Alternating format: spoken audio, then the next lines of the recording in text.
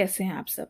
आज हम लोग ये स्टेटमेंट देखेंगे प्लेटो का, the state is individual writ large. ये एग्जाम में आ चुका है ये सीधे स्टेटमेंट, तो प्लीज़ आप इसको अच्छे से समझिएगा।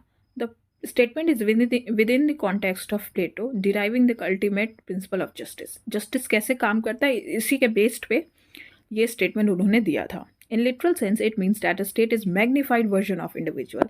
इसका मतलब है कि स्टेट जो है एक बड़ा वर्जन है, एक बिगर वर्जन है इंडिविजुअल का। इंडिविजुअल मिलके ही तो स्टेट बनता है। But in real sense it means that state is just an idea और आइडिया एंड एब्स्ट्रैक्शन। इसका मतलब ये हुआ कि लिटरल सेंस पे तो उसका मतलब है कि आइडिया बस एक आइडिया है, एब्स्ट्रैक्शन है। मतलब ये फिजिकल वर्ल्ड में नहीं एग्जिस्ट करता है स्टेट। ये कहाँ एग्जिस्ट करता है? पीपल के माइंड में, इंडिविजुअल के माइंड में, उनके वैल्यू, उनके एक्शंस, उनके माइंडसेट, उनके पूरे मतलब ये पूरा चीज़ों का बाई प्रोडक्ट है जो स्टेट है।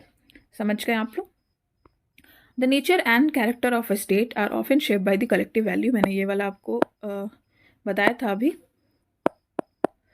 कि collective value, believes and action of the individual residing in it. उनका वैल्यू कैसा है, उनका बिलीव कैसा है, उनका एक्शन कैसा है, इसी से स्टेट बनता है। स्टेट कहीं फिजिकल वर्ल्ड में एग्जिस्ट नहीं करता है।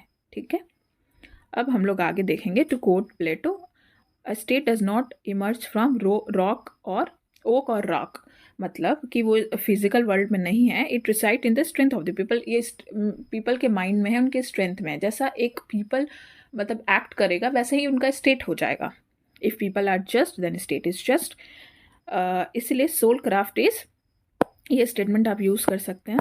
इसलिए soulcraft is statecraft. जैसे इंसान का सोल क्राफ्ट कैसे होता है? जैसे हम लोग अपने अपने आप को अच्छा करने के लिए, बेटर करने के लिए हम लोग पढ़ाई करते हैं, अच्छी चीज़ें सुनते हैं, मेडिटेशन करते हैं, हम लोग अच्छी चीज़ें पढ़ते हैं। मतलब अपने जो हम लोग सोल को अच्छे करने के लिए डिफरेंट डिफरेंट चीज़ें करते हैं, योगा करते हैं। और स्टेट क्राफ्ट होता है कि आपका जो स्किल है, प्रैक्टिसेस है, ऐसे आप पॉलिसीज बनाते हैं जिससे स्टेट आपकी आगे जाए। ठीक है, तो वही वो बोलते हैं प्लेटो कि जो सोल क्राफ्ट है वही तो स्टेट क्राफ्ट है। उसी अगर आपका सोल अच्छा रहेगा, अगर आप सही एक्ट करेंगे तो आपका स्टेट भी सही होगा। Thus there exist continuity between politics and ethics. ठीक है, Plato suggest that the principle of justice applicable at the individual level is equally applicable at the level of the state. ये अभी हमने समझ लिया। Indeed, according to Plato, the just individual is one whose three elements of the soul are properly aligned. Three element हो गया वही आपका reason, courage and appetite. मतलब ये हुआ कि जो तीन एलिमेंट है वो सब में सब होता है, लेकिन एक एलिमेंट जो डोमिनेट करता है तो वो सोल रीजन का हो सकता है, वो सोल आपका करेज का या एपिटाइट का हो सकता है। ठीक है, वो प्रॉपरली अलाइंड है उस स्टेट में एंड एक दूसरे के फंक्शंस को डिस्टर्ब ना करे। ये एक इंडिविजुअल ले पे बोल रहे हैं कि मतलब प्रॉपरली अलाइंड है एलिमेंट जो उनका गुण है, और एक दूसरे के फंक्शन में इंटरफेयर ना करे। जस्ट स्टेट वो है जो ये तीन क्लास में डिवाइड रहता है। ठीक है, और अपने अपना वो लोग काम करते हैं, एक दूसरे को नहीं डिस्टर्ब करते हैं। इवन वी डोंट, अब यहाँ पे हम लोग क्रिटिसिज्म किए थे, अब हम लोग इनका थोड़ा सा एनालिसिस भी करेंगे कि क्या बोलना चाह रहे थे वो। Even if we don't entirely align, अगर हम लोग इनके थ्योरी ऑफ जस्टिस को सपोर्ट नहीं भी करते हैं तो we can't dismiss his notion that the state mirrors a larger version of the individual. कि स्टेट सही में रिप्रेजेंट करता है कि वहाँ का इंडिविजुअल जो रिसाइड करता है। ठीक है, और that the management of a state and the development of an individual souls are interconnected concept. कि वहाँ के लोग क्या सोचते हैं, उनकी वैल्यू क्या है, उनका कल्चर क्या है, उनकी ट्रेडिशन क्या है, उनकी माइंडसेट क्या है, उनकी एक्ट क्या है, उसी से स्टेट बनता है। हम लोग इसको इग्नोर नहीं कर सकते हैं। फॉर एग्जाम्पल, अब एग्जाम्पल आप देख सकते हैं तो आप इससे अच्छे से क्लियर हो जाएगा। We can not blame a country for being corrupt as long as we ourselves are not just. अगर वहाँ के लोग ही करप्ट हैं तो वो स्टेट कैसे जस्ट हो सकता? The fate of the individual is connected with the interconnected with the fate of the state. ये तो हम लोगों ने समझ लिया। अब देखिए आप ये यूज़ कर सकते हैं। Pandit Jawaharlal Nehru was right when he question who would survive if India perished. Perished का मतलब होता है डाइज। ठीक है, कि अगर पंडित जवाहरलाल नेहरू बोलते हैं कि अगर कौन सर्वाइव करेगा, कौन जिंदा रहेगा अगर इंडिया ही नहीं रहा तो? मतलब इंडिया की सोच, इंडिया की माइंडसेट, इंडिया का एक्शन, इंडिया की ब्रेवरी, इंडिया का सिविलाइजेशन अगर वही नहीं रहा, वो विचारधारा, वो माइंडसेट नहीं रहा इंडिया वर्ल्ड में, तो कौन रहेगा? तब तो कोई रहेगा ही नहीं। तो यही इनके कहने का मतलब था। अब हम लोग देखते हैं प्लेटो का थ्योरी ऑफ एजुकेशन। आज हम लोग बस इंट्रो देखेंगे, कल से इसका मेन लेक्चर स्टार्ट होगा। इंट्रोडक्शन देखिए, प्लेटो का जो एजुकेशन का जो पार्ट है, प्लेटो ने बहुत अच्छा कोट भी दिया है। तो आप एजुकेशन का कोई भी ऐसे आएगा तो आप उसमें प्लेटो के कोट को यूज़ कर सकते हैं, यह ध्यान रखिएगा। ऐसे के लिए, एजुकेशन के लिए इनके कोट को यूज़ किया जा सकता है।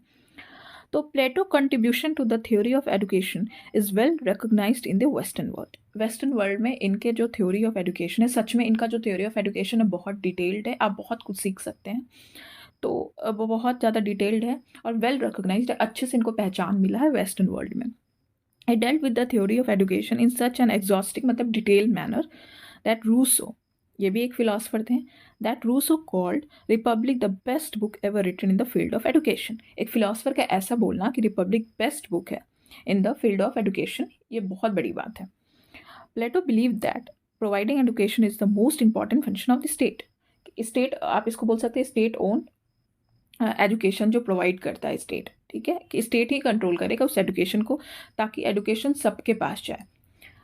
ही emphasize public education why state owned education refer to the state as essentially a pedagogic institution. Pedagogic का मतलब यहाँ ये हुआ कि ऐसा मेथड एंड स्ट्रैटेजीज यूज़ करना जिससे कि सामने वाले को अच्छे से समझ में आए कि वो क्या पढ़ रहा है और उससे वो ग्रो करे।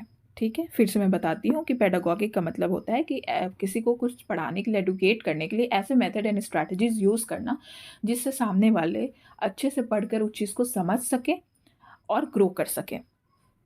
तो ये प्लेटो ऐसा बोलते हैं। अब मैं आगे हम लोग देखते हैं कि why he offers a theory of education. अब ये थ्योरी ऑफ एजुकेशन देते क्यों हैं, तो इन पे इन्फ्लुएंस क्या क्या था। Plato had observe the system of education in both Athens and Sparta.